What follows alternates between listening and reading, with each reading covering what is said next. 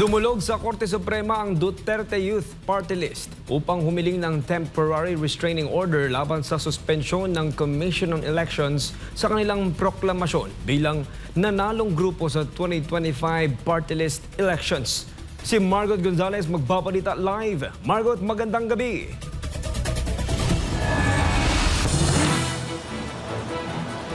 Kyle, magandang gabi sa iyo dyan. Tama ka, nagpasaklolo na nga sa kataas-taasang hukuman o sa Korte Suprema ang Duterte Youth Party List matapos kang harangin ng COMELEC ang kanilang proklamasyon kahapon.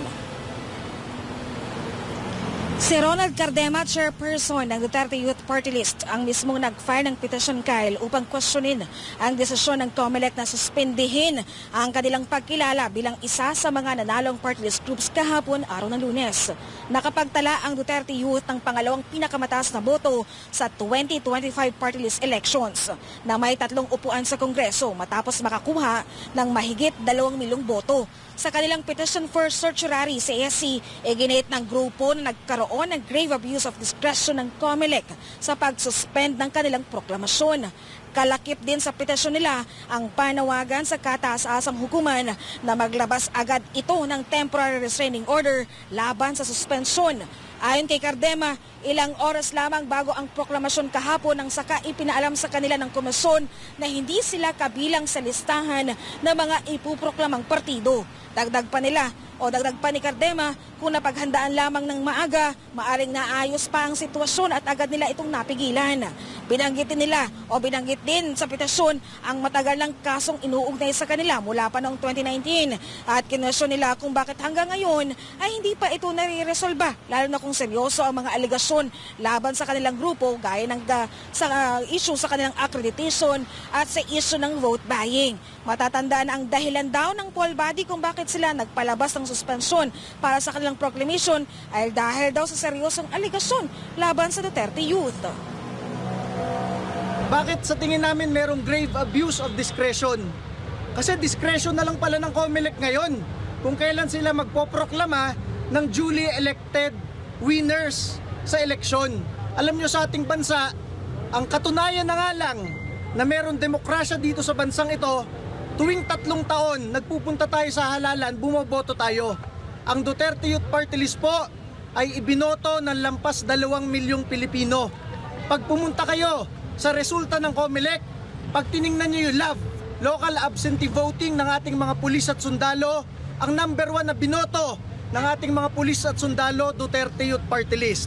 Pag pinuntahan nyo yung mga overseas voting precincts, pumunta kayo, tingnan nyo sa Amerika, sa Hong Kong, sa Middle East, sa Japan, karamihan, Duterte Youth Party List ang number 1 na ibinoto. At maliban doon, lampas 2 milyong Pilipino na nandito sa bansa, tayo ang binoto para kahapon makita nila ang kanilang kinatawan na maproklama. Bakit sasabihin bigla ng COMELEC na dahil sa isang 2019 na kaso, very serious daw yon, very grave, i-hold muna yung proclamation? Una, masabi ko sa inyo, existing na yung house show na kaso na yon noong 2019 pa. Pero binigyan tayo ng proclamation for the 2019 elections.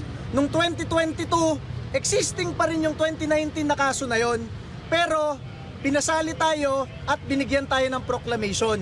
Bakit ngayon, kung kailan tayo ang nasa taas, tayo ay magkakaroon ng 3 seats, bakit biglang sasabihin, very serious yung mga kaso na yun? Very serious pala yung kaso na yun eh.